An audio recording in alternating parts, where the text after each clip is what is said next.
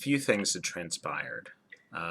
Jack, you had been off with Vic and had encountered some sort of uh, running gun battle or some sort of individuals fleeing from some heavily armed And gas men mask. in gas masks or people in gas masks, figures. And And Vic Vic, conveniently disappeared when the going got tough. yeah, Vic disappeared somewhere.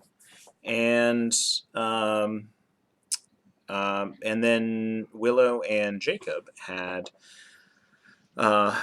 been off in a ballroom. We went Had to a a party. dance. We went to a dance.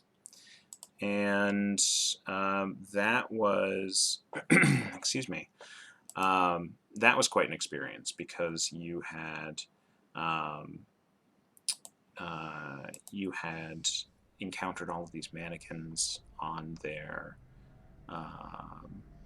strings, dancing, carrying out these activities, and Jacob had gone so far as to use his cake knife to try and Yes, he did.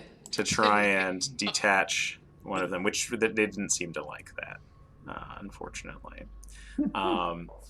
But you rendezvoused with each other. There was this interaction you had via phone, amazingly enough, and you had managed to reconnect with each other.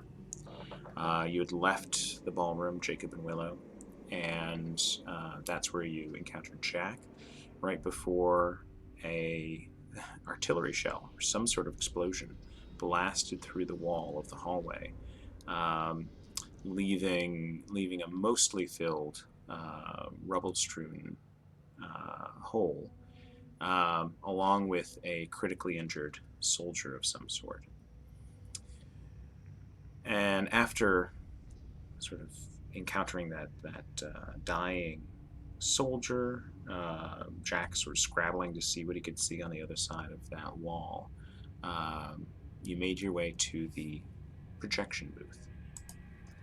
And the projection booth is where you had seen, or I should say Jacob had seen, through the projectionist's window into a theater, a movie theater, a place where a film was being shown, a movie of Vic, missing Vic.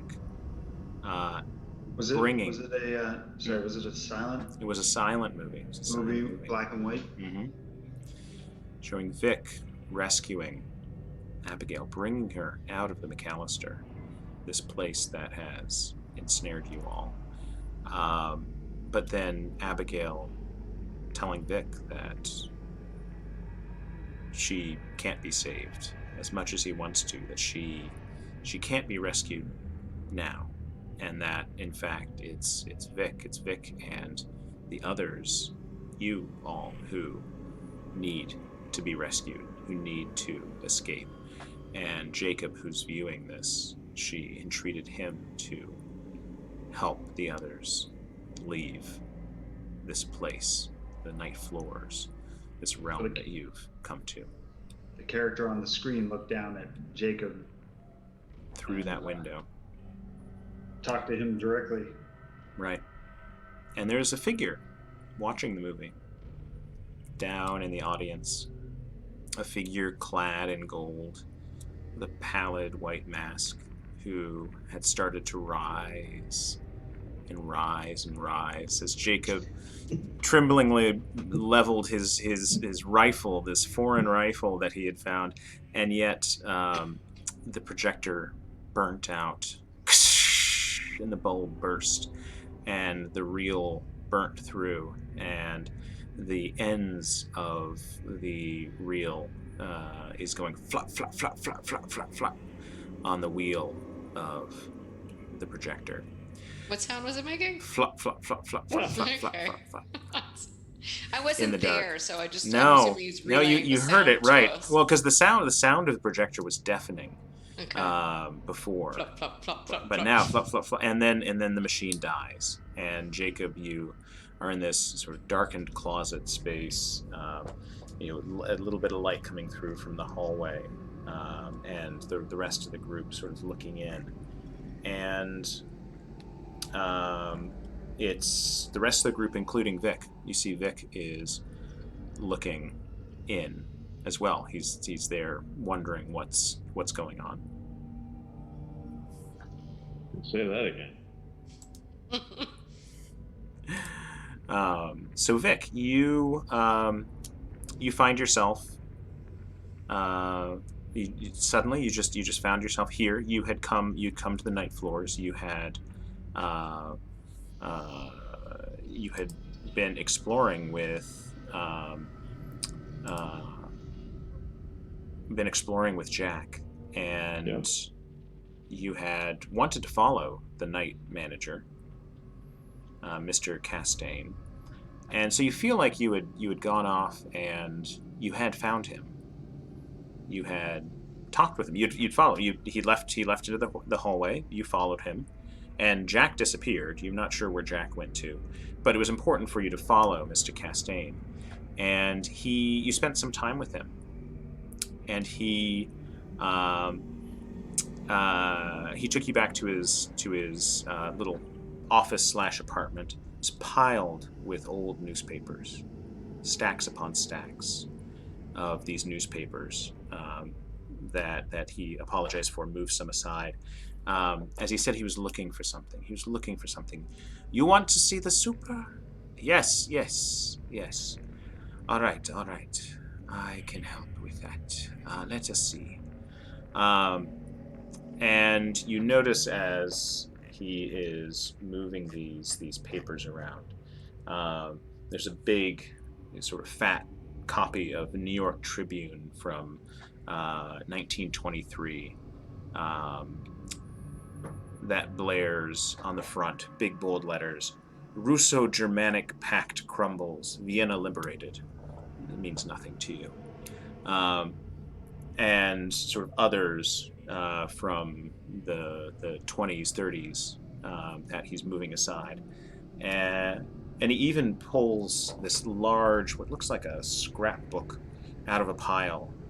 And he sort of is going to put it to the side, but then he says, no, this is not for you. And he puts it over on a different pile. And on the cover, it's this old leather book, so old that the leather is cracking and flaking off the front, and where the gilt is still showing, but mostly flaked off. You can tell it's titled "The Imperial Dynasty of America."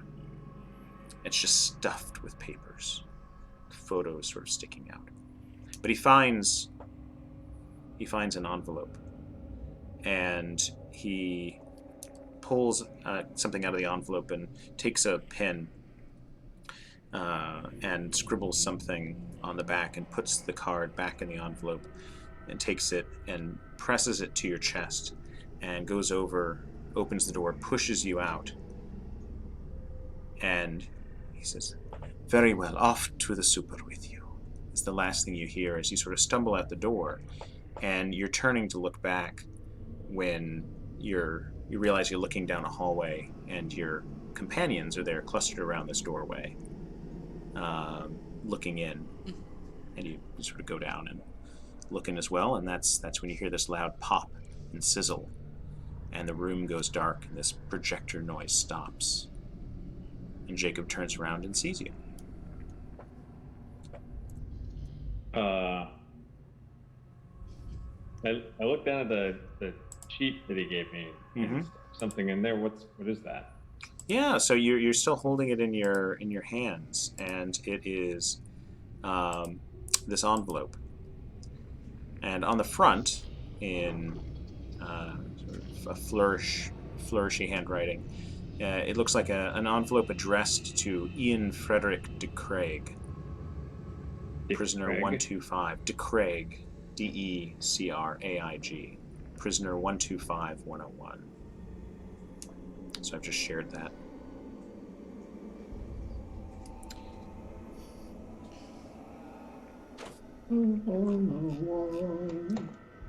That the super? 125101. Okay. Mhm. What are you guys doing here?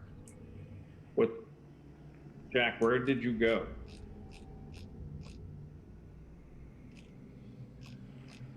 Where did I go? Yeah. You didn't come with me. We were going down the hallway to try to see Abigail, and you disappeared. Do you think you went further down the hallway? I went to the night manager's office. He gave me this. I'll And show them the envelope, yeah. the envelope. And the sort of the flap is still unsealed on the back. It's still open, and there appears to be sort of a stiff card inside. I'll pull the card out. It's Somebody's unhappy to be going to bed. Sorry. inside is a Art Deco card. Yeah, read if you want to read that out. Join us at the palace, a masquerade to celebrate the new king. Come to dine, come to dance. That sounds lovely. And What's on the flip That sounds side? lovely. you flip it over, and in fresher ink, scribbled in, is the night manager's. What you assume must be the night Right. manager's penmanship. It says, "De Craig, unavailable. My new friend Vic will join the party." Well, this is my invite. This is just for My me. new friend Victor. Yes. I'll take the card, put it back in the envelope, put it in my coat pocket. Mm-hmm. Can you remind me, were the mannequins wearing masks? Were they dressed for a masquerade? They were dressed quite fancily. Okay. Yeah. You guys know where this masquerade is? We may have been. I don't think you want to go to that party. Yeah, this is not a party we were eager to stay at. So can we've already recounted to you, right? The fake masquerade ball that they saw, right? Wait, so you tell me. Did you hear about it before?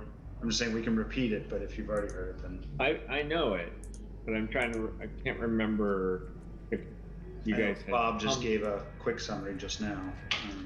Right, and I was here for part of when you guys first went there, but I don't know what happened. Like I didn't know about the cake night. Yeah, that was I guess the subsequent That was my genius idea. evening. Yeah, I tried to cut one of the marionettes down, and then like all the marionettes. You started succeeded, chasing right? us. You actually fully cut through the two I did. ropes or whatever, and it Yeah. fell to the ground. And then all the other ones from like the bandstand and pretty much all of them started kind of marching after us. In We decided it was in best to, lockstep. yeah. And you guys decided that was enough. Yeah, it didn't feel like a very welcoming sort of party. We were clearly not the guests of honor. Yeah. At that point, right. Well, it sounds like Vic might be the new guest of honor. That's right. He got a personal invitation. That's Is there there's nobody like that you guys have spoken to there? It's all just marionettes. There didn't appear to be any human beings, Huh. although something was controlling them all. Mm-hmm. So I'm like trying to decipher my notes. There was a book I found. Right. Maud Goes to the Masked Ball. Mm-hmm. Do Says your it's a notes, children's your notes say book. red room, red room, red room? No, thankfully they do not. Yes, so Maud Goes to the Masked Ball was. I don't have anything about it. I don't know if I had a chance to look at it before. So you can take a look now. It's this thin hardcover children's book that you managed to find, and it is filled with these lavish colored plates. Very few words, but you can flip through and you see that this young girl named Maud is the protagonist and appears to become lost in this unnamed city, which is familiar in a way, but you can't quite put your finger on it. But she enters what's called the Ironworks and meets an old man named Ambrose. And he makes for her, this is something you see in the pictures as you're turning the plates, he makes her this clockwork mask that moves and smiles. And in exchange for giving her voice to Mr. Wilde, this sort of secretive figure in the city, Maud gets an invitation to the masquerade. And then there are a number of plates where she is pursued through this party, this packed party, by a strange prince in gold wearing a white mask. And the very last page is this color plate where the prince has cornered her and appears to be removing his mask, but the top half of the plate has been ripped away. And so all you can see is this look of shock on the clockwork mask that Maud is wearing. And that's it. That's the last plate. And you see that it, you're turning to the back, and that's where publication history is. And it appears as if it was published in 1925 by Finkelstein Books. Finkelstein. Seems like we've sort of located ourselves in time, right? This sort of 1925 Moment. era. Have you guys noticed like any, like all these references to this war in Europe? Jacob's seen some of that. I'm not sure it's all in Europe though, because we've had references to the American Empire and stuff like that as well. So Is I'm that not sure who all the combatants are. We definitely know that there was a Russo-German alliance at some point that fell apart, apparently. We tell where the soldier. We couldn't tell. He sounded somewhat Turkish, but we weren't sure. Yeah. Well, and you had found a book previously, Jacob, the history of the Russo-Germanic hegemony. Yep. And you recall that in there discussed this Russian-German alliance, which you have no memory of, fighting this enemy force called the Black Wind, which you sort of pull it out, you can flip through it, and you can see there are a couple plates that show this advance of the Black Wind through Europe, or into Europe through Turkey in 1910. Okay. And Again, something I don't remember. yep, and you're looking there, and you realize that sort of flipping through, one of the chapters concerns the siege of Ythil, YHTILL.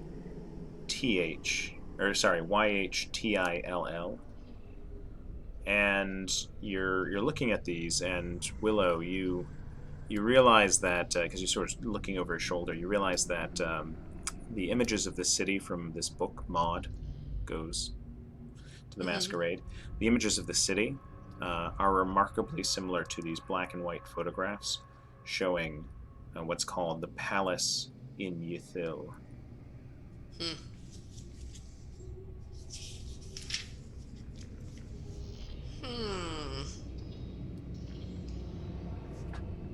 So the Night Floors they're more than just lost in time. They're lost in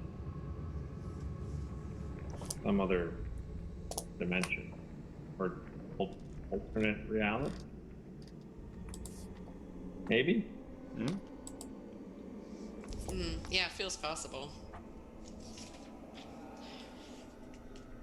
Let's see. I was looking. So I had found a book before in that apartment before we met up. The world, a world without doors. Yeah, and you pull out that book, The World Without Doors, and again, sort of it strikes you that some of the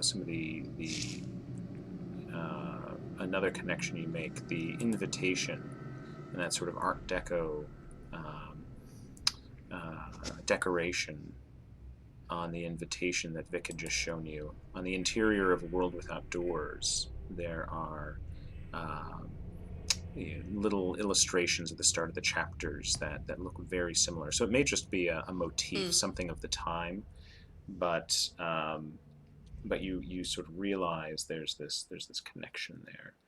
But yes, The World Without Doors that you had found earlier. Yeah, so I wrote down the girl says in the book says there are no doors. She has to wish herself. Free people from the dance and save people from the phantom. Wishes are the doors, I wrote down. Mm-hmm. I think we got to start wishing for some stuff and make some doors, you guys. To save people from the dance? We have to save people from the dance, free people from the dance, and save people from the phantom.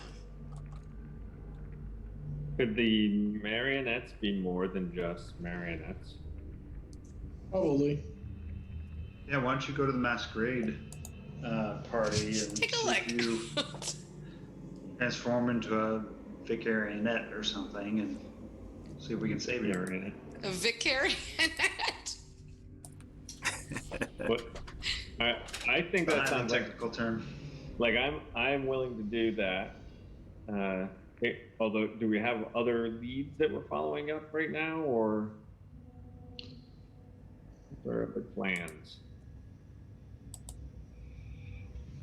I think we should go back to Abigail's apartment and start getting back to those all that stuff on the walls. Well, it's Good job. worth also mentioning. So how much of this breaks through, but your mission, your objective here, going back to what you had been briefed on and told, was and the training at least that those of you who've been in Delta Green before, there are certain directives, there are certain sort of core tenets of the work that's done, and you know that identifying. So the mission here was to identify whether there had been an incursion. So what had happened, and to determine whether there was this unnatural influence behind the disappearance. And from a operational perspective, the most important thing is always containment and concealment. To make sure that whatever it is, this incursion, this thing, this place, whatever it is closed, is eliminated. And this issue of Abigail, while critical, is saving people is Like the last on the a list. secondary, tertiary. How about last? It's the Yeah, last. it's the last. It's the last thing on the list.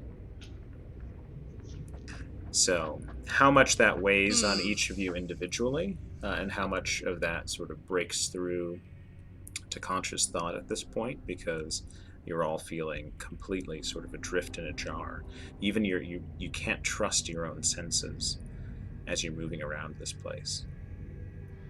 Do you guys think we should try and find Mark Rourke, who seems to not be confused about what's going on, or maybe is a part of it, in terms of containment? Can you remind me who that is? That's the cigar smoking guy that we met that I think I saw before. Yeah, he's your bosom buddy, right? Mm-hmm. He does not like Vic. He knew who I was. Yeah, Jack, he knew you, but he knew you as someone else, or at least remembered things about you that you don't remember. Right. And yeah, is that right that he was a good judge of character and didn't like Vic? That's right. I mean, clearly. Judge a character. yeah, that's exactly. I'm sure he has the answers. Right. Well, that sounds like a plan. I like that. I'm open to suggestions. That's the first one that occurred to me.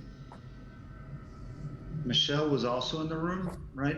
When we first got there, and she disappeared. Is that right? I think maybe Mark had said that she had just left. Maybe that's true. I was gonna say if that was another person we could talk to. It was Michelle's apartment who who, got alienated. yeah, who Jacob and Willow had Mm. gone through. I don't think we want to stay too long. Like we need to figure out a way. It would be Outta nice here. to get back to something recognizable. Yeah. Maybe at some point. I could out loud say, I wish we could get back to something recognizable. Maybe try to click your heels together a few times. I'm going to. Yeah. Did I wear my ruby Yeah. red shoes? your tappy tap red flats. Yeah. So Willow Hiking boots, just actually. yeah. That's right. Yeah, that's true. Willow, you sort of say you want something. You sort of are thinking in your head. You're thinking of your sister. You're thinking of these other things that moor you back. These connections, these bonds you have. Your boyfriend, your sister, and you're wishing to go back there. You're wishing to go back to them. Is that what you're saying? Sorry to interrupt for a second, but two things. The I don't know if Vic heard about the phone calls that somehow were to each other without having the other, both parties claiming they were called by the other, and then the crazy play script. That's right. Was that last time? Yes. The play. So the play. maybe you That want to was show on the him. it was on the see table, what he right? reads. Yeah, here, let me share that with you. Or actually, let me just make sure that you've... Yeah, we keep finding pages from what seems like a play. Did you guys find this like at the dance, the masquerade? Well, they found one page. Yeah, it was on And the we table, one previously of the found- tables. Right, so I don't know if you know any of this, but did we tell you we found one in the basement, right? And we found one in Abigail's room, and then we found this last one. And then, do you see it? Yeah, I'm reading it.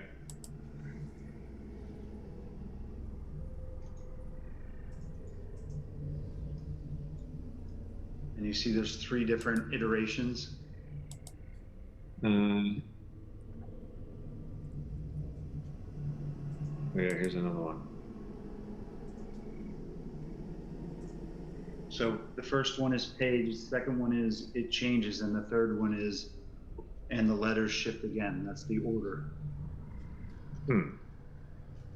What do you guys make of this? It's bananas. It is bananas.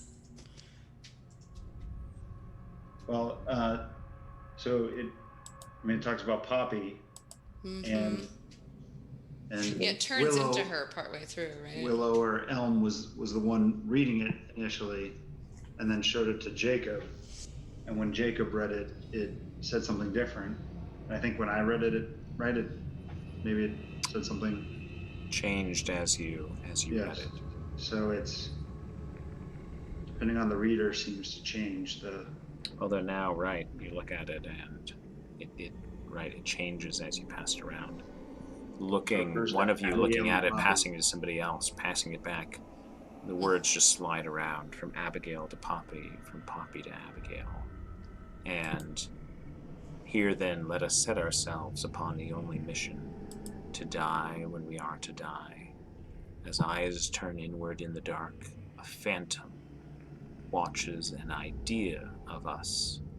Sister, I fear we are toys in the hands of a monster, and nothing else besides. Who says that? Abigail or Poppy? Poppy or Abigail? Can't be sure. Papa Gale. Mm-hmm. Abigail. That's right. So, Willow. Alright. Yeah, no, so I think immediately I'd be wishing for an exit, as in like the apartment we were in before we ended up in this unidentifiable space. Mm-hmm. Make a sanity check for me. Come on, you've rocked every cent. I'm trying to jinx you I'm here. so super sane. Yeah. Ooh. Mm-hmm. So you Oh. you sort of you make this this earnest wish to go back, to leave or have some place to get out of here, to go back to that apartment, and you sort of feel like, oh yes, no, we just need to go. We need to push on. We need to go down the hallway further.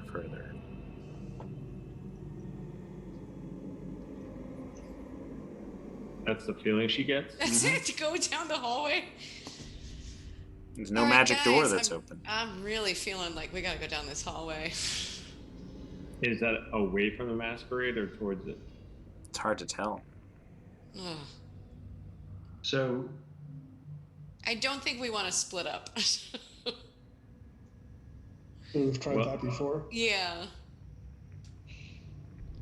I don't really want to go to the cigar guy because he does not like me.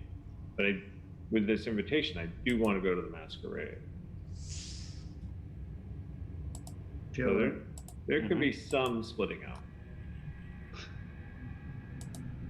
last time I split up with you, you disappeared.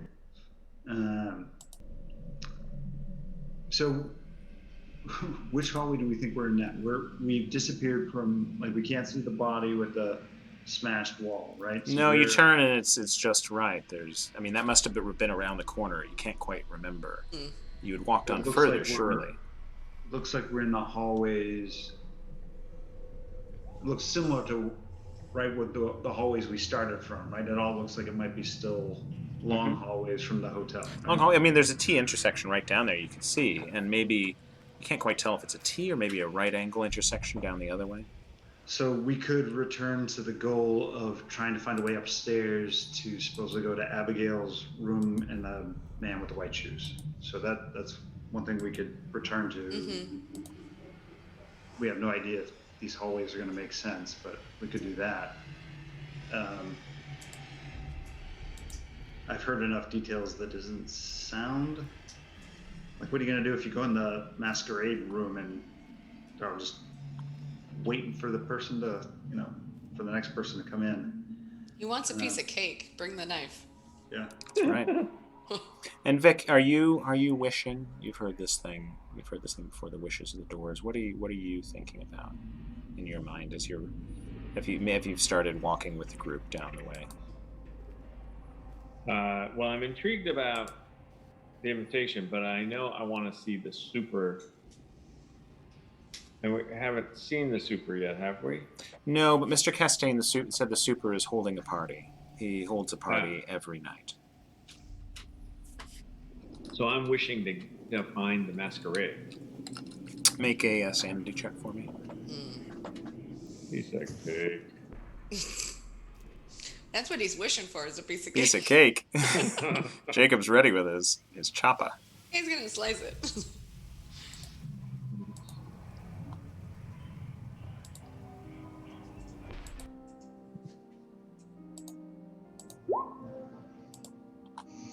Thanks. Dude.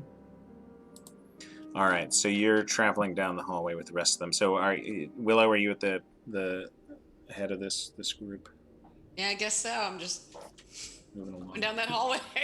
Ladies first. Oh, That's yeah. right. Come on, guys. Let's do it. You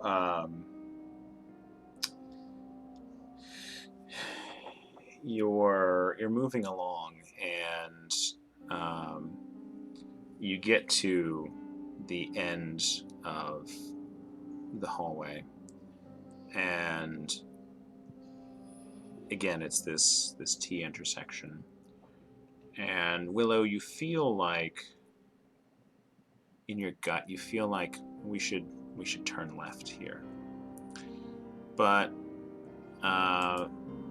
Vic, you hear sort of off in the distance a sound of a recording, some music that's playing off in the distance. A phonograph that's playing, and Busted the phonograph. you know this. So the others of you, I'm not sure. It's really Vic who hears it. So Vic, you're the one just on the edge of your hearing.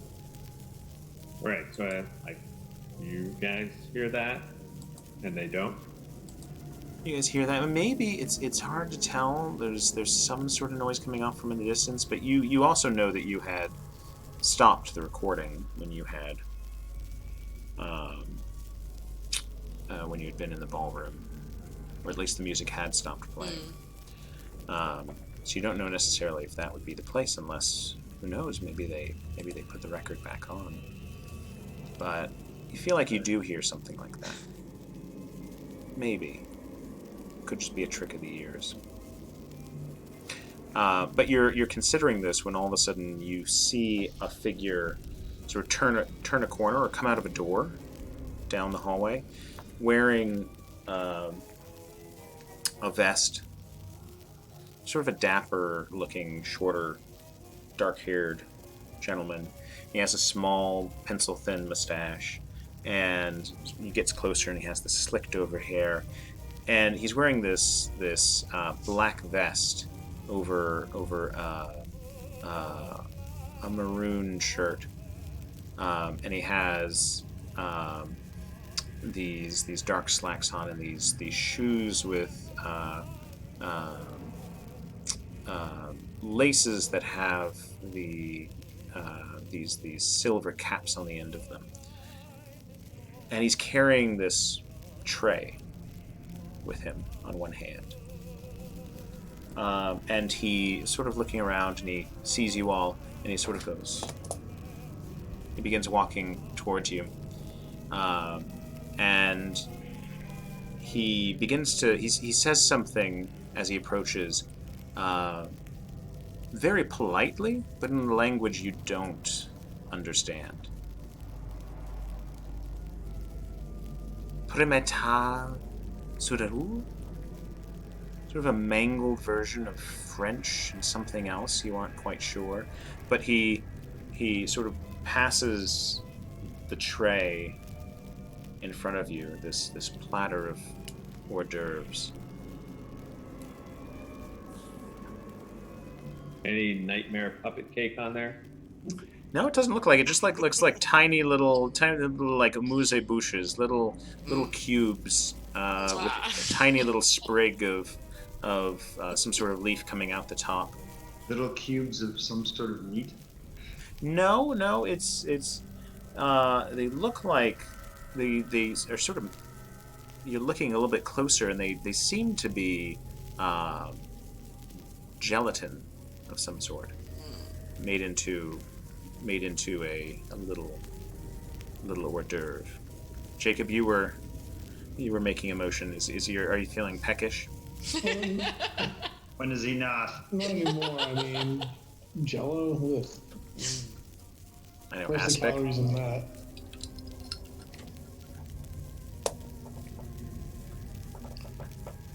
So does this guy look like he's observer, perhaps, at the party? That is the appearance he's presenting. Yes. And I'll make a polite, like, oh, so full, like I'm making the universal.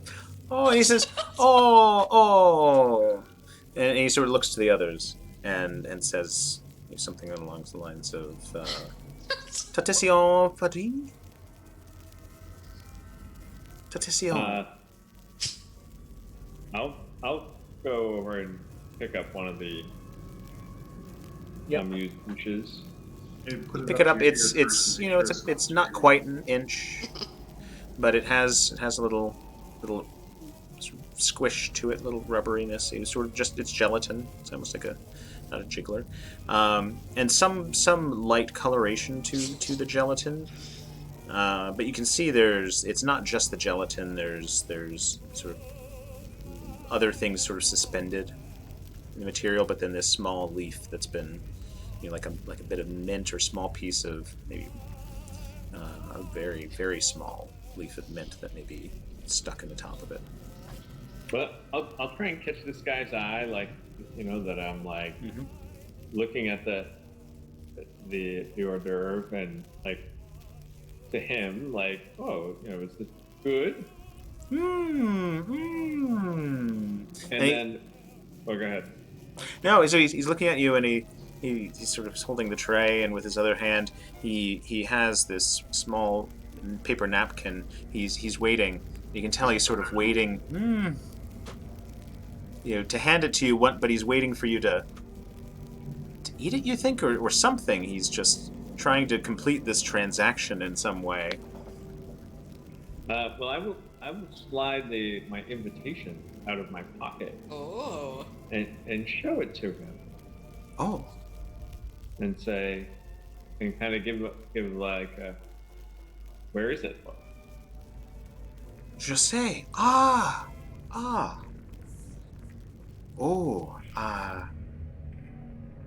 no way. And he sort of takes it and looks at it, and he sort of slides the invite out. Oh. He hands it back to you. Says a few other words in this language, but you can't make it out. But he seems to be acknowledging. Yes, he recognizes this. I will eat the hors d'oeuvre. Okay. So you pop it in your mouth. It's squishy, and there's a crunch. And you see that he's quite pleased that you've eaten it. He now hands you the napkin. Yeah, I need a napkin. Right. To sort of get the remains off of there. And you he seems very pleased, and he sort of looks around, and he's offering it to the others of you. And the others of you I think it's We're looking to Vic to see what's happening after this. Was it salmon that it had a distinct taste? Yeah, we need to know more. It did have a distinct sort of taste, and when you crunched it, there was this little pop of some sort of flavor, but it was almost like a pop of, how to describe it? It was almost a smokiness to it as it popped in your mouth, and you found it to not be unpleasant, just unusual. And as you sort of swallow it and feel it sort of slide back over your tongue down your throat, there's this tingling sensation that sort of follows with it down into your stomach. And you feel this sort of tingling going out again from your stomach, and sort of as a moment or two passes, sort of radiating out in your body. You're great. I think it's mackerel with It's a Jello maybe shot, isn't it? like It's a a Jello mackerel shot. roe with like maybe they've left a little bit of snail shell. Yeah, a little bristle. That's right. Vic, make a sanity roll for me. Yeah. That critical is not helping me into the next roll. Not right now, unfortunately, but just for the sake of it. Getty. I mean, it's probably because the three of us are staring at you like you're crazy. It's like a mackerel. How they do? Ooh.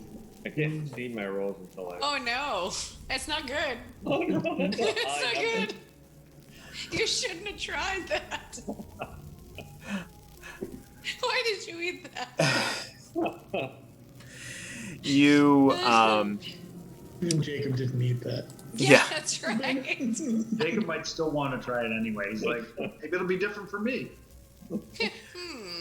on the edge of your vision, Vic, you Yeah. start to this sort of tingling that's been radiating out through your body, down your limbs.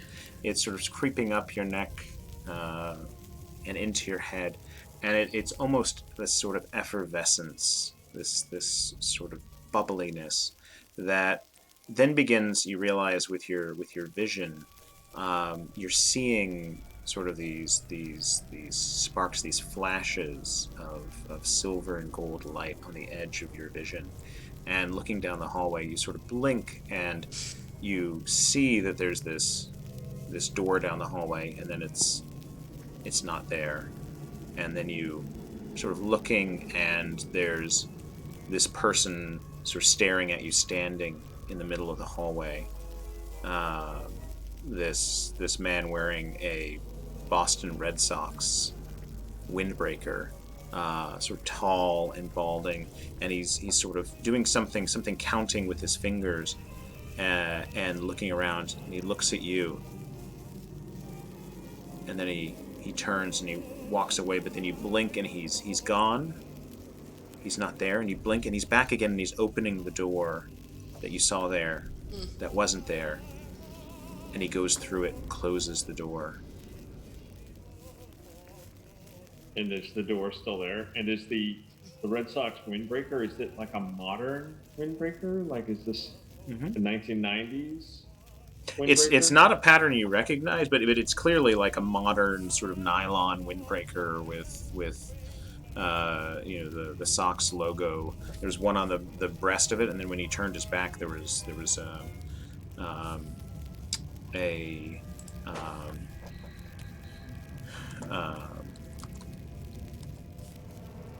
image on the back, and a name as well. What was the name? Not one you recognize. Pedroia.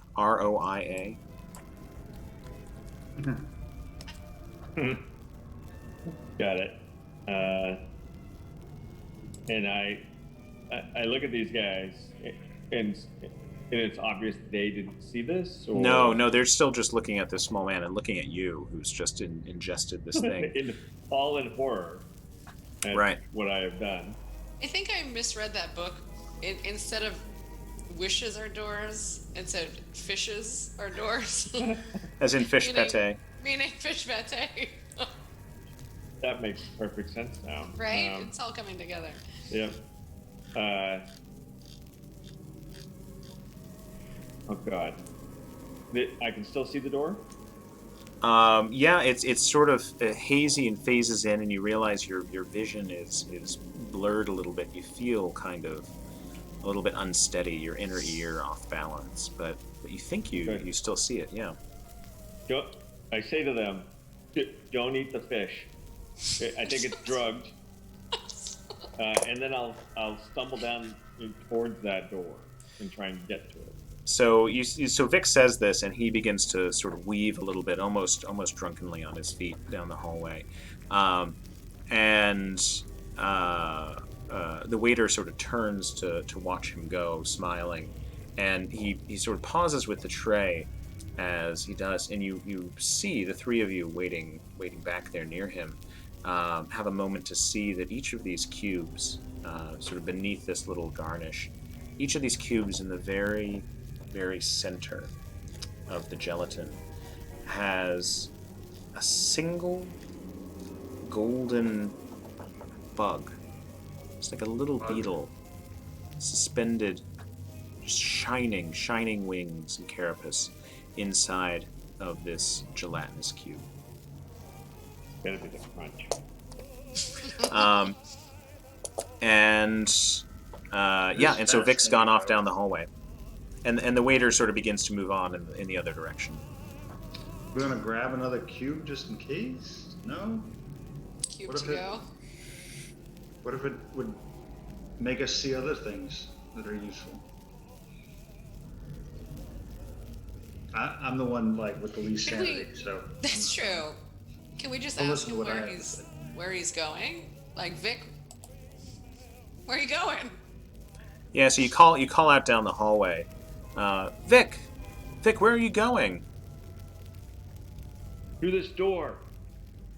And none of you see a door. all right. So But as you do, you hear a shout, the other direction.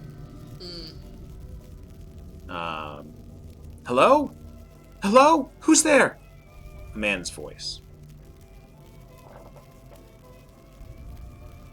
Not familiar? Vic, No. wait for us.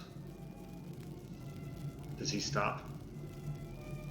Vic, do you stop? Is the door there? The door is there. Well, at least I want to put my hand on the handle. Yeah, you put your hand sort of firmly on the handle, and you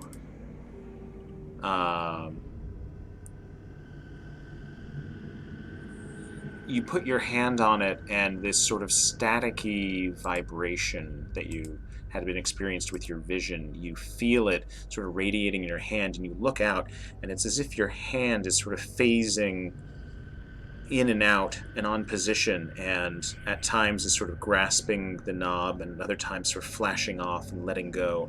And you see this sort of effect creeping up your arm, sort of phasing in and out as you're holding on, but you feel the knob. You feel the knob in your hand, and you know in your head, in your heart, there's a door there. I'll turn back and look at them and wait for a moment to see what they're gonna do. So what do we see while he's doing this? Is it like a pantomime of opening a door? You look, and he Sorry. sort of reaches out. He reaches out his hand, and he looks back at you, and with this look on his face, almost sort of a "told you so" or pride. This certain pride of like, yeah, he has it. He's here. But you're looking down the hallway. He's just standing. It's a blank wall.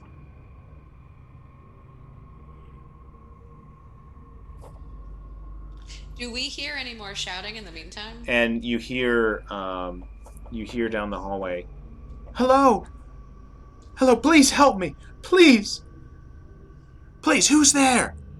It's Vega. Hello, who's there? Valentine, is that you?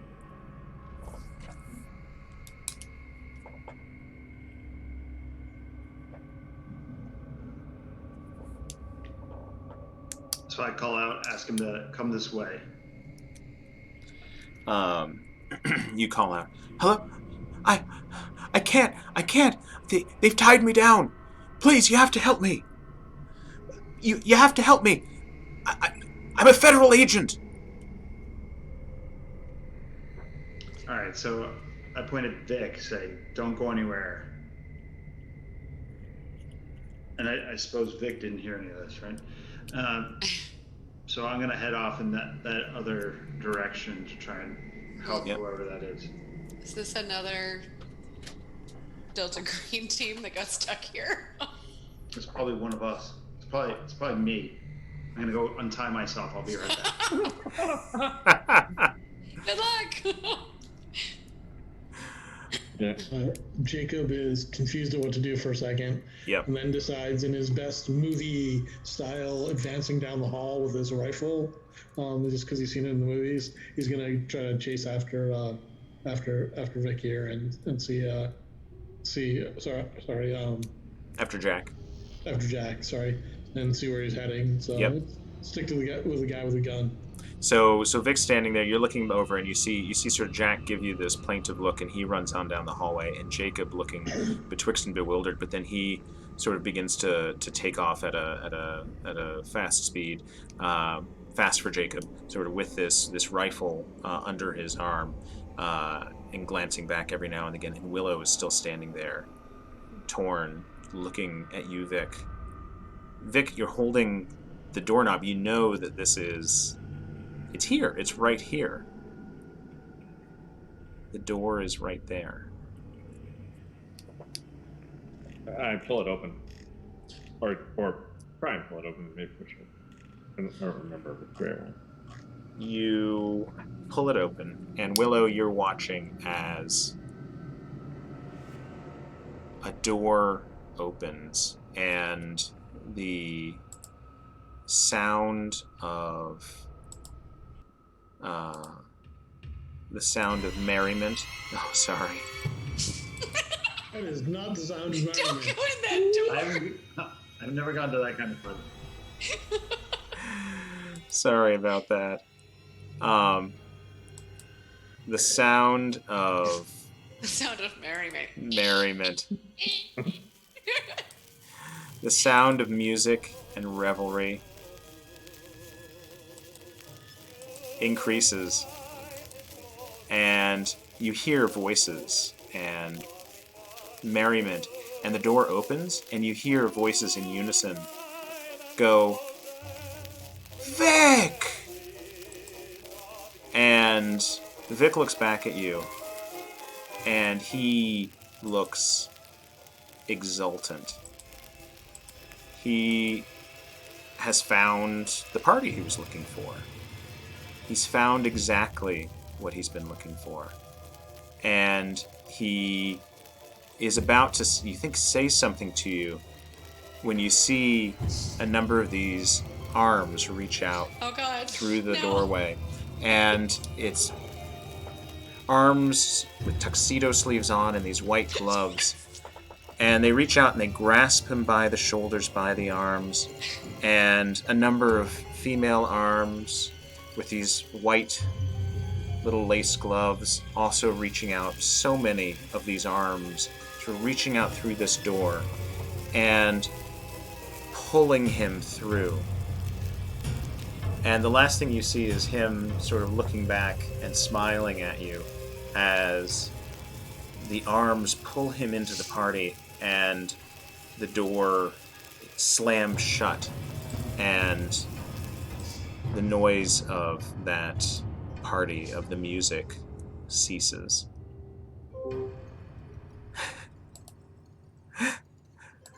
And It was a coincidence, right, that he just disappeared? purely coincidence. And Vic is not there in the hallway. And suddenly, Jack, Jacob, you hear them sort of racing down the hallway and going through. There we go.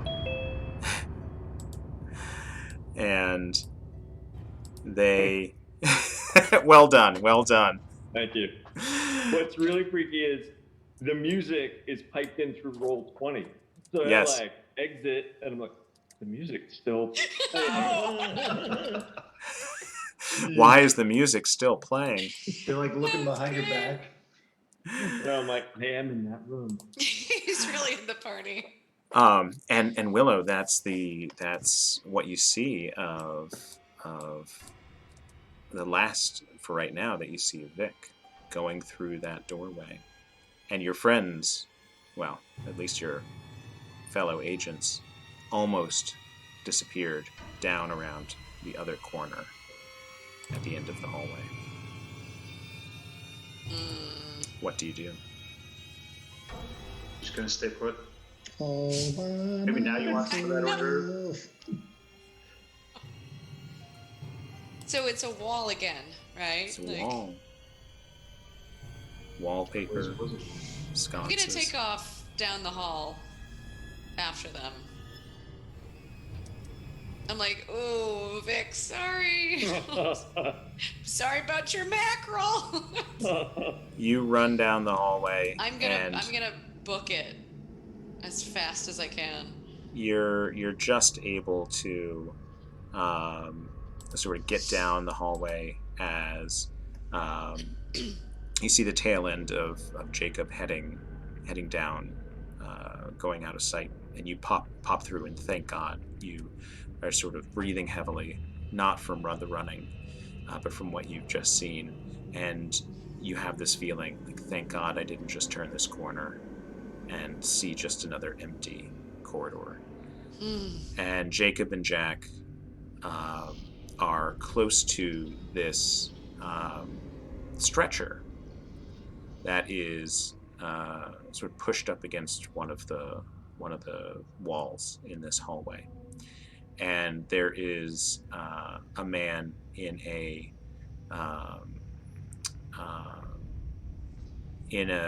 hospital gown with a bracelet ID on, and he is strapped to this stretcher, and he's going, thank God, thank God, thank God. Please, just unhook me. Just undo the restraints, please. You have to let me free. Read his bracelet real quick before we do anything. Yeah, you sort of you take a quick look, and the name on the bracelet is Whitwer Michael.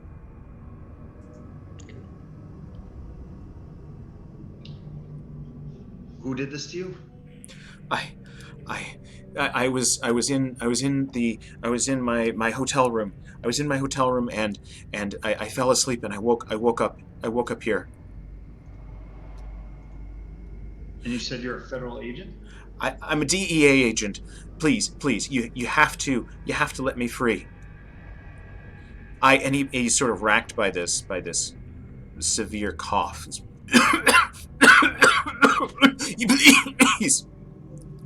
Please, you have to let I don't know where the others are. I don't know if they went through the mirror. He gives a big cough and sort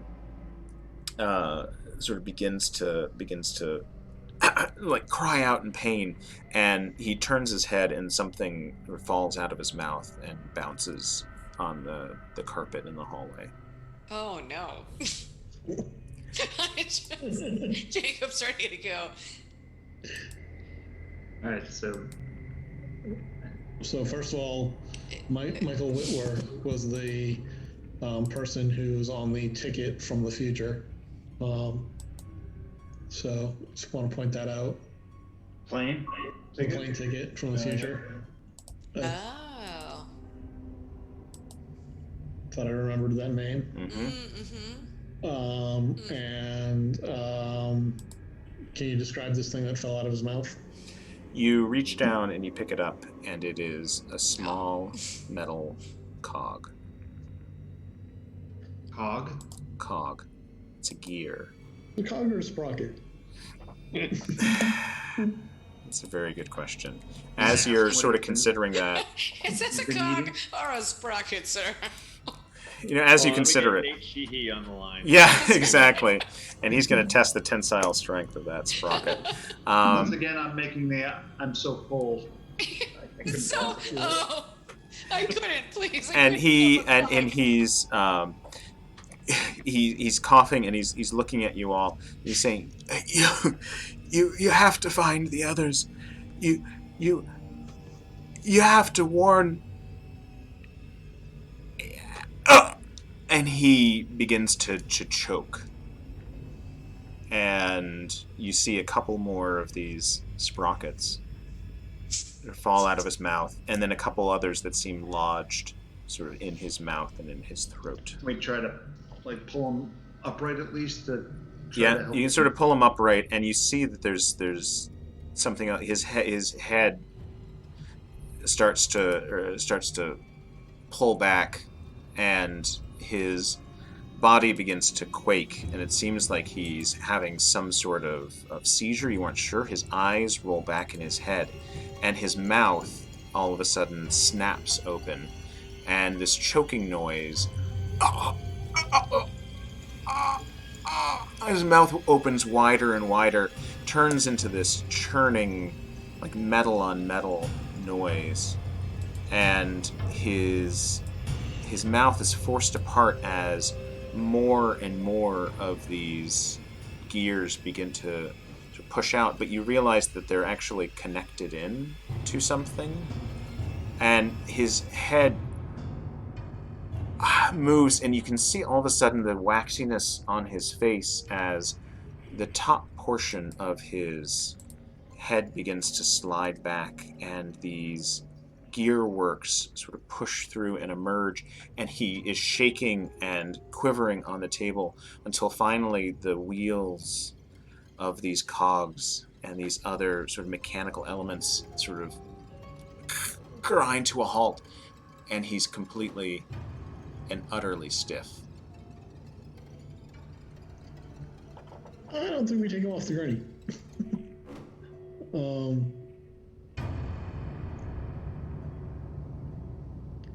So does he still look human? Does the skin doesn't look? It looks more like a mannequin, or No, at this point, right? It's some sort of automaton, some sort of figure. I mean, he was a man. He clearly was, unless you just misread it. Unless he was always this way. Guys, we should go.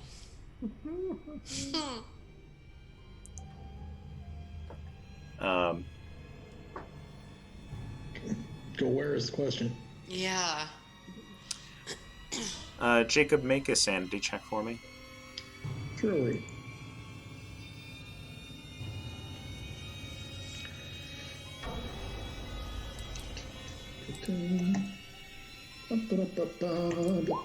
Find out works better when you sing. No. So close though. Jacob, you notice something on the opposite side of the wall, and it appears to be a large seam running from ceiling to floor. Okay. And you go over to investigate it. Oh.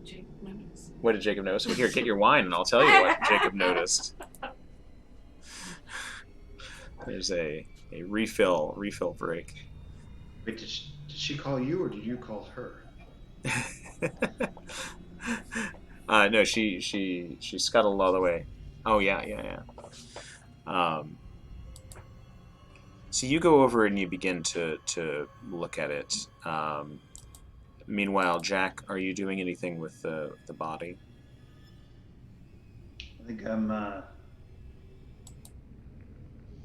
trying to take a closer look at like the skin. Still trying to process, I guess, the fact that now it looks like it's like an automated or something. You see, you're examining the wristband, and you do see another notation on it, and it says Dorchester House is the name of the facility, hospital, whatever it is, that's listed on the band.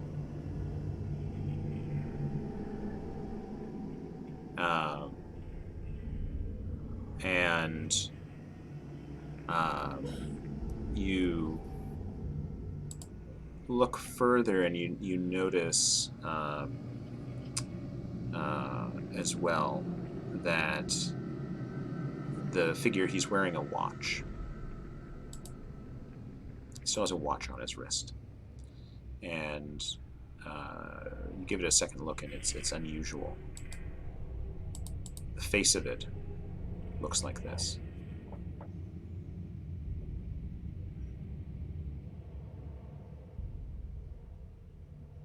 Along the shore? Along the shore. Some sort of phrase, code. You don't know. I think it's just for along the field. But Jacob, meanwhile, you are sort of looking at this scene, this space across the hallway. Willow, you see Jack sort of taking the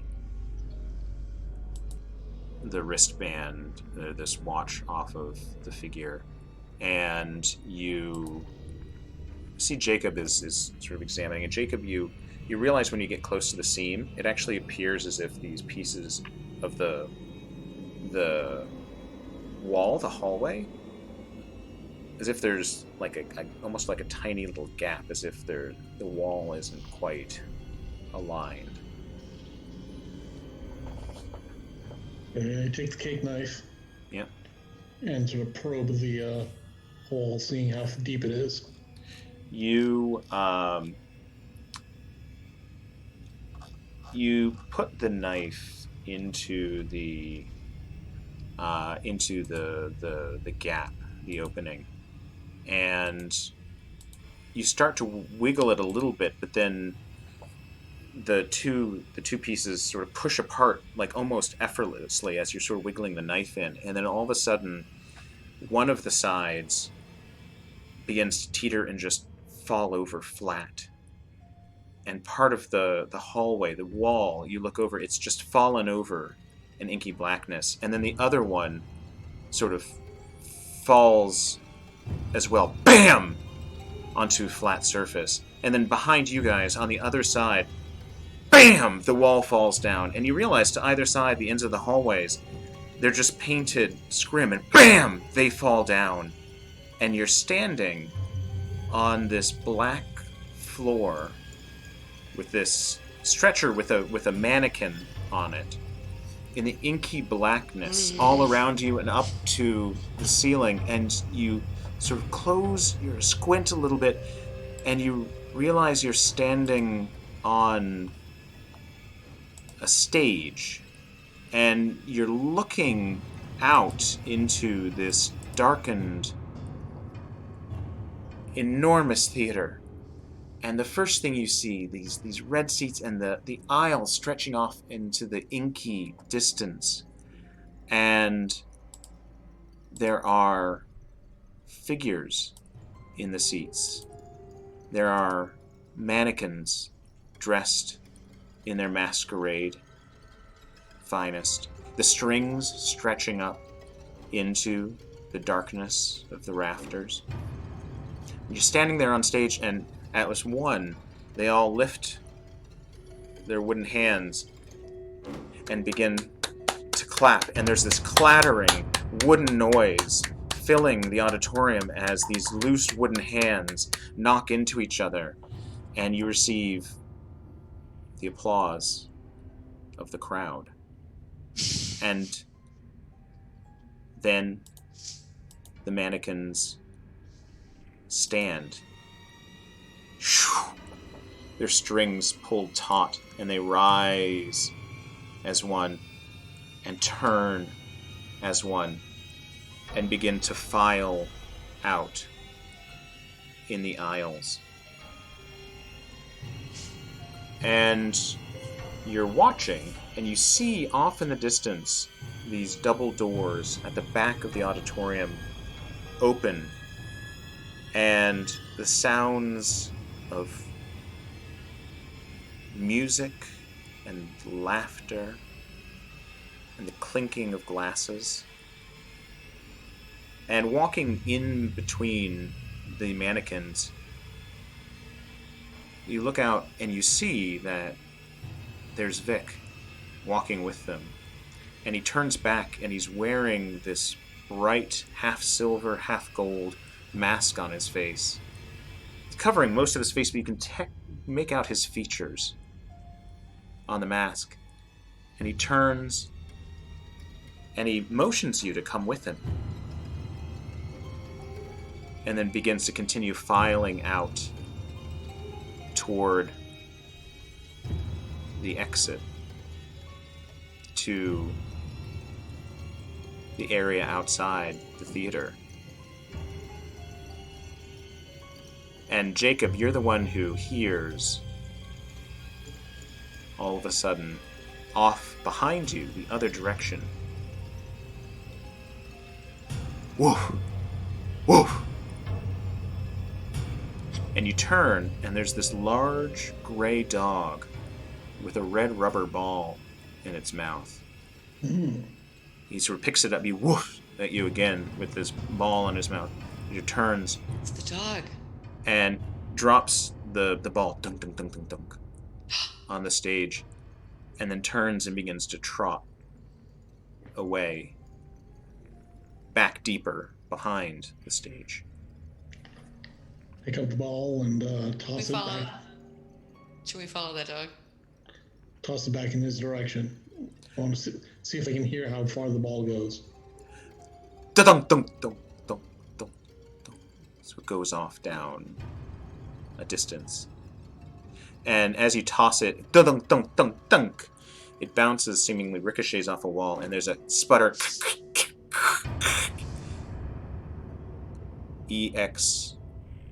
EXIT.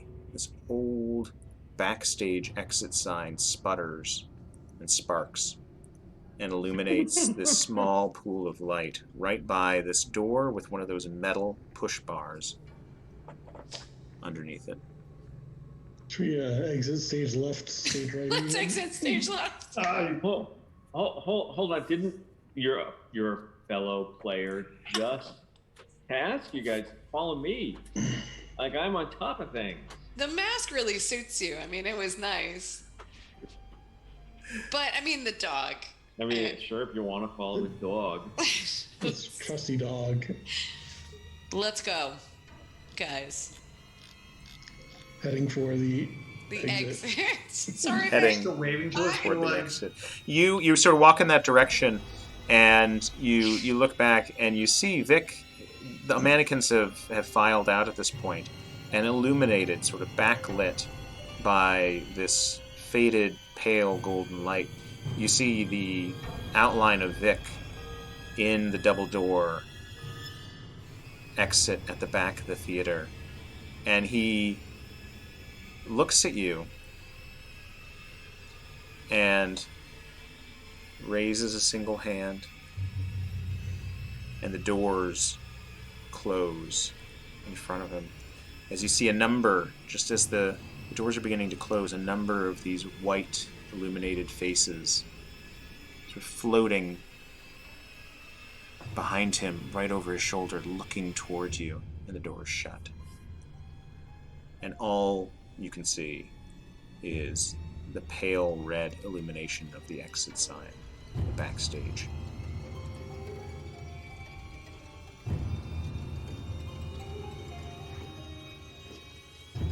let's go. Let's go. You push through it, and it unlatches with a reassuring sort of solidness to it. And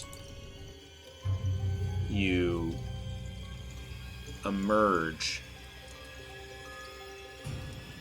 into a hallway on the second floor of the McAllister.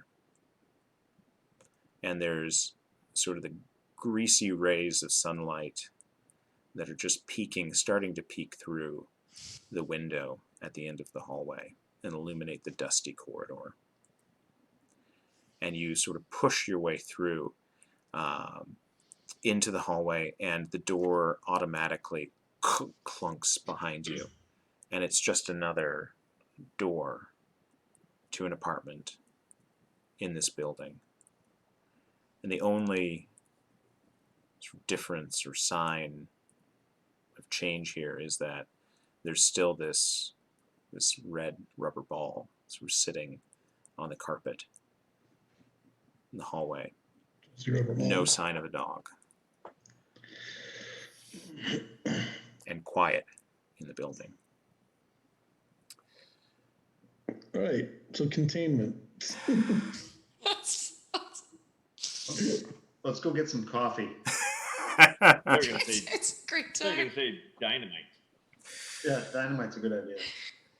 Yeah, I was Yes. thinking burning the place down, but Um, I don't know if that's acceptable in Delta Green's world, but By any means necessary. I do feel some. Are you starting to cough? If I see Did a any sprocket? dogs- Did a sprocket come Oh my out? gosh, did she have a sprocket? This is the time when sprockets when we dance. When it dawns. Um, I have some loyalty towards Vic. Like, we haven't given up on him entirely. I mean, we chose what we hoped was exactly what appeared to happen, which is we got out to what appears to be normalcy. Mm-hmm. But I'd like to figure out if we can. I mean, We left him behind. yeah, he It's, seemed to buy into the situation, but maybe that was the drug he was on. Well, Vic, who knows? Maybe Vic is closer on his way to rescuing Abigail. kidding. I don't know what you people are doing. We should have gone to the party, you guys. I mean, And he's like, I'm just blending in this costume. What's the problem? He has a costume. He has an invite. Seems Right. like Lots of white hands and white We didn't have an faces. invite. All right, so yeah, so. I should say there is a butcher's bill come due, and you take a moment in the hallway, and the fullness of what you've just experienced comes down on you each like a ton of bricks. Every single piece of unnaturalness and helplessness that you experienced as you found your ways around the night floors. And so there are bills to be paid as far as the sanity that was lost in those experiences. But I think it's important to figure out, what the sort of what the result of that is as it begins to build up that pressure that's now finally sort of releasing in a way, whether that's crying, whether that's laughing, whether that's anger and violence, sort of the immediate visceral reaction of coming through that doorway and finding yourselves in this quiet hallway after experiencing what you experienced. And in many ways, it could be construed as, the run, hide, fight. This piece of your sort of reptile brain that's telling you either you need to leave, you need to crawl in a corner, or you need to start trying to tear down these walls with whatever piece of equipment is at hand. So I'd be interested to hear how you think your characters might react in the moment, and then I might run through some sanity keeping. I don't know what you mean. Finger. Some of us are pretty sane.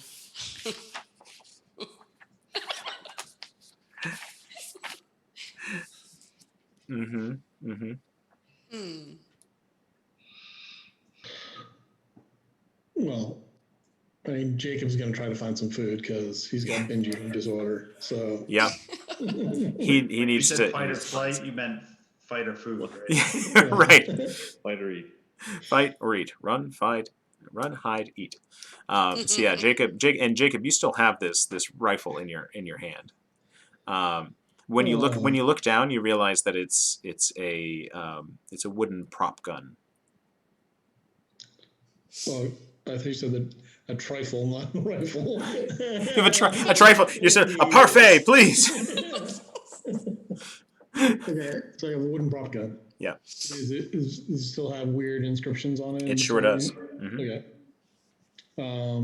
Well, that's good to know that it's not a real gun, so I won't be shooting anybody. Mm-hmm. Yeah, he takes out his secret stash of like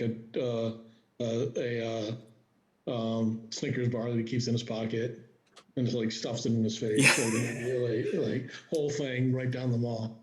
Absolutely. Uh, and Willow, how are you thinking you react there? I think I'd be pretty, I mean, obviously unsettled, especially after seeing my sister's name in that letter or the page from the play. So I think I would call her to try and figure out like if this is real, if she's Yeah. really still there, like is this a place? Is this a reality? I can actually call her on the phone. Yeah, you seek out that connection, and so you begin to pull out your phone and try desperately to dial her. Jack? I think I would try to herd the two of them as they're doing whatever they're doing, like down the stairs. Let's get out and like Get out, regroup get out, get and out, think yeah. about what we're gonna do, because like I view this as like a hostage situation where I have to successfully at least rescue them out into sort of normalcy. But I plan to try to figure out a way to either convince like the remaining inhabitants that they've got to get out if they're still there, you know, how to rescue Vic, you know, that's well, I mean, you guys just start to yeah, you're shepherding them out. You aren't thinking of the others right now. You're thinking of these two, your partners now, and also your mind tethered to Vic. I would like so Vic, you can take a pass on these for right now, but Jacob, Jack, and Willow, I'd like you each to make sanity checks relating to your discovery of the night floors, these unnatural spaces that should not be there.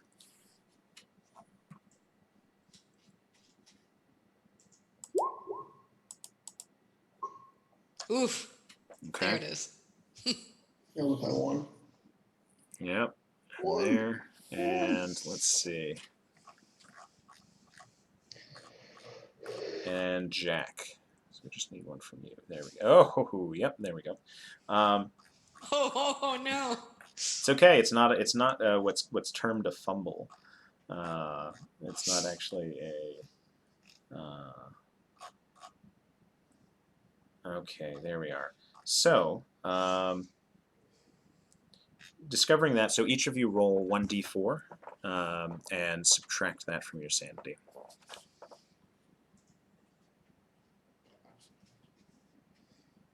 Remind me, how do we do just a 1d4? So /R space 1d4.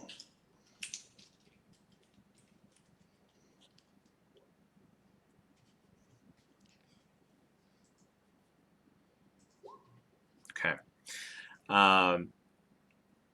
So, Jack, I'd like you to make a sanity check on encountering Mark Rourke, this long-lost friend who you do not recognize.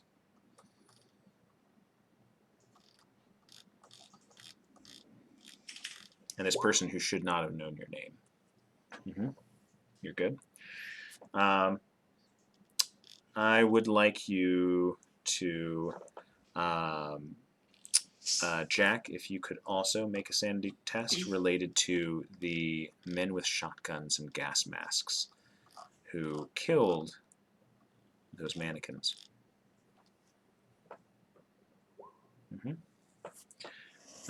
They were just mannequins after all. And makes sense.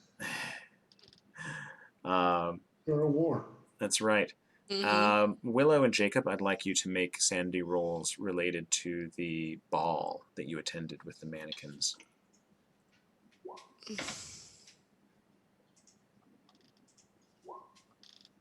Yep. I like dancing. So that was from discovering it. So Jacob, 1d4. And you're good for right now, Willow. But then the sort of tail end of that encounter, or actually I should say Willow, roll sanity for discovering the play related to your sister. No. Yeah, that makes sense. Do me a favor and 1d6, please. Didn't like it.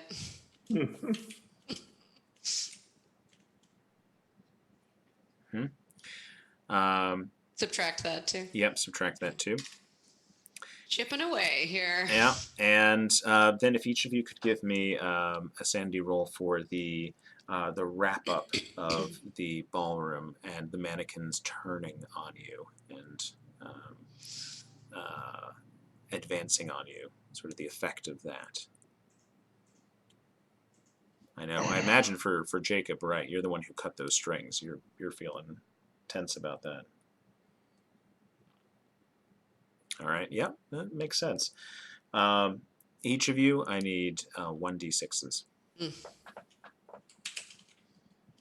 Getting lucky so far. Frosty. Oh no. Mm-hmm. Yikes. Yikes. So Did not did not like it. Jack, if you could make a sanity check related to the phone call that you did not make, but that somehow you made. Who himself? Yeah. Well, the phone call that he somehow ended up making to Willow. All He right. called me, I'm telling you. Well, Yeah. apparently you were Must right. And that's just a single point that you'll take on that. If I could then get a roll from Jacob for the movie theater. I like Yep. film. Everybody's critic. That's a single point right there from that encounter. Loves the cinema. Loves the cinema. Big fan. The Willow, Jack, and Jacob checks for the explosion, the artillery attack, and the death of that poor soldier.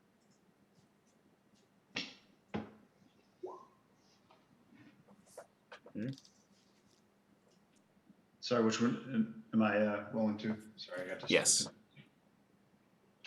Got a text from Holly, who's in Disney World right now. Oh. Oh, that's right.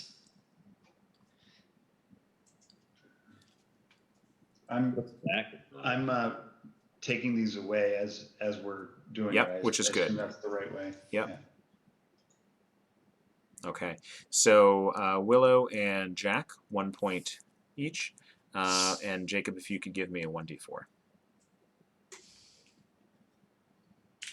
All right. And then the encounter. So I think for all of you, at that point, oh yes, and the realizing that Vic had just ingested the golden beetle, Willow, Jack, and Jacob. Checks from each of you, please.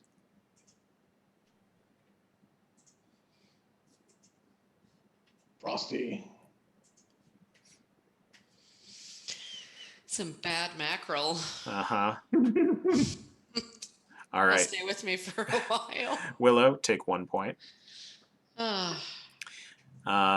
Willow, I need a check for you seeing Vic's departure. Yeah. Yeah, that makes sense. Nope. Okay. I'm going to need a 1d6. Willow. Will may not be with us much longer. Oh no! Jeez. See, Chris is yucking it up over there. 'Cause, like, he didn't believe this would happen, but it was always gonna. It's always going to come. happen. Willow, Jack, and Jacob. The mechanical man, Michael Whitwer. Hang on, I gotta subtract this. I don't remember what number I started at, but it was significantly higher than this number. I think it's going to be funny to figure out. Yeah, Will it be funny though? Is it that how will you be would funny. describe Oh my it? God, Jack Frosty. Oh, so I'm Trying to keep it checking together. again. I'm focusing on getting them out, not That's even right. thinking about this stuff. Yeah, Oh, I mean, he there was it just is. mechanical after all, right? So that's fine. The Nice revelation that you are all on a stage. I'm going to need checks from each of you. That makes sense.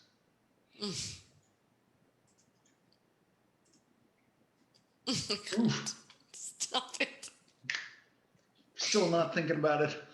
This is just not right.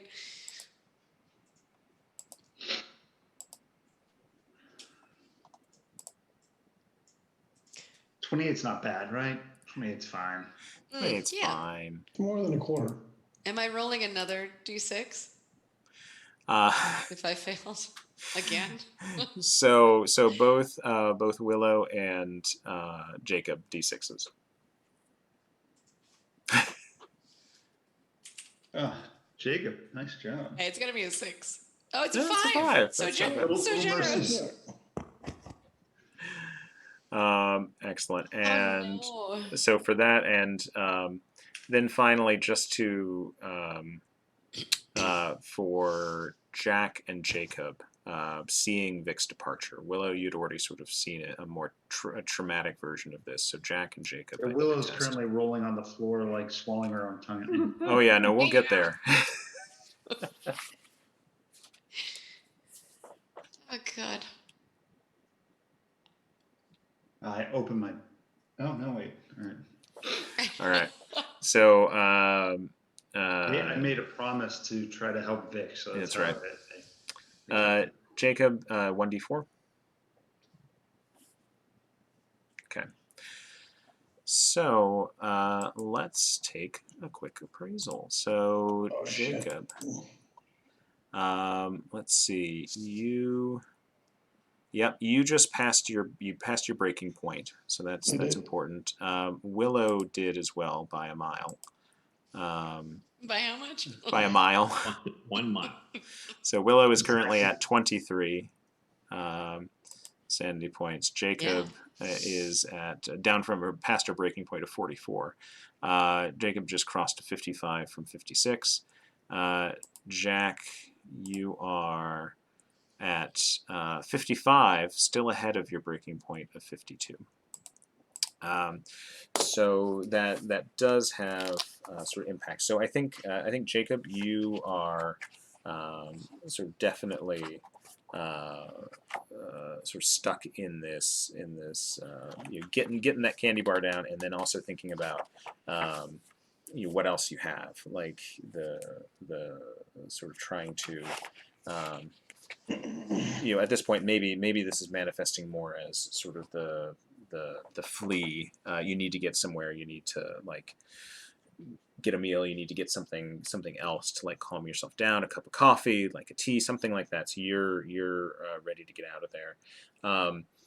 Willow, you are finding yourself unable to use your phone. Like it is impossible for you. You whatever it is that you would instinctually know about how to dial your sister on here, it is just like not making the connection, and you are getting frantic and frustrated and beside yourself because for whatever reason you just can't, like your synapses are firing in different directions. And so Jack, Jacob is like hustling ahead and just seems like have tunnel vision, and Willow is like absolutely getting into seems like near screaming because she can't like get her phone to work, and she just keeps talking about needing to call Poppy. So we'll explore the sort of other aspects of that, but it's worth thinking about. So for Jacob and Willow, because you passed your breaking points, it's not going to be immediate, but there's going to be some sort of long-term effect, a release valve for this intolerable stress that you've been under, and it's going to manifest in some sort of ongoing condition, some sort of disorder, they call it in game terms, that is going to be something that is a sort of a long-term, crutch in a way, because it's helping to sort of alleviate the stress of what you've been under, but it somehow connects back to it, some aspect of what you saw or encountered. So it may be particular sort of obsession or a phobia related to it. Some sort of dissociative disorder or depersonalization, something along those lines that's going to, or even amnesia. Like you could just flat out and this is the most common with like an unnatural sort of encounter. Everything surrounding the episode is a blank unless you find a way to bring it up until the moment when something sort of breaks through the cracks and it all comes flooding back. So that will not manifest immediately. It'll come over time, and it's something we'll sort of figure out what makes sense with your characters and what how they process this. But it could be an interesting sort of avenue to explore with how you think your character might go. And something else that we'll handle is your reaction and sort of immediate sort of thoughts on what to do about the McAllister, what to do about this building. That as you sort of push through the front doors and head out into a relatively warm, sort of humid New York day, the smell of as only New York can smell in sort of a hot August day. Is it Sunday morning now? Yes, at this point, I believe so. I believe it would be Sunday morning. Unless it's Saturday. I'm trying to think. I mean, is it Sunday morning, 1925? Yeah, no, That's it's, right. the cabs go by. Yeah, no, it's 1995. Right. You see the what did we determine as a movie that's being released? Clueless or something like that. Yeah, you see a taxi go by with While you were sleeping. while you were sleeping Right. on the top of a taxi cab This is advertisement. not Clueless this year. Come on. Going by, and you see the advertisement for your favorite Snapple watermelon blend flavor in the bodega across the way. Nice. Hot new flavor.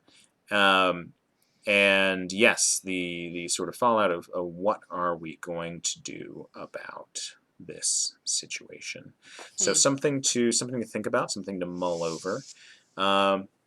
And and also I think this idea of I think especially for Jack, you are not going to develop this in game terms this disorder, but I do think you've identified that there's perhaps a new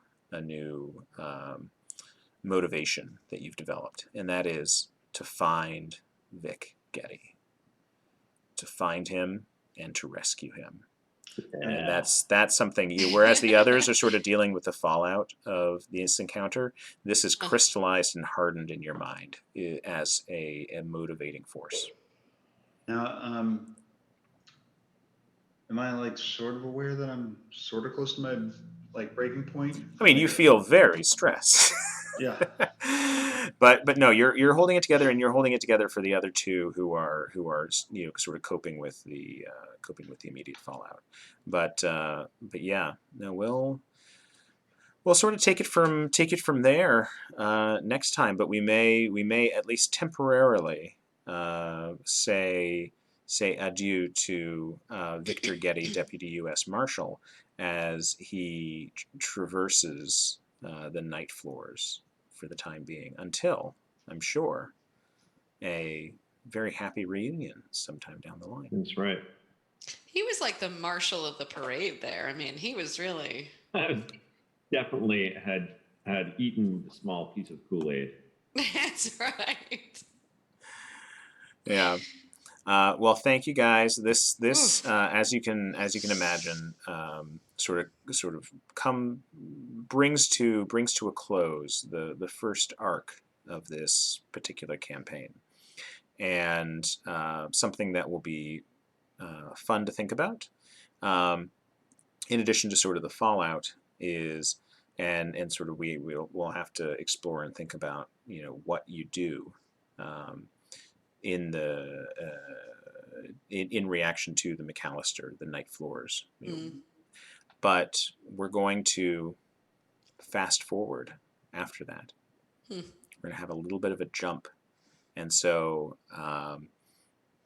20 years into the future, and 2015? 2015. Oh, And there will be some things that will play through as far as what happens in those years in between 1995 and 2015, and what you do. 3 heart attacks. Yeah, three heart attacks, like stints up to your eyeballs, but we'll sort of play through that.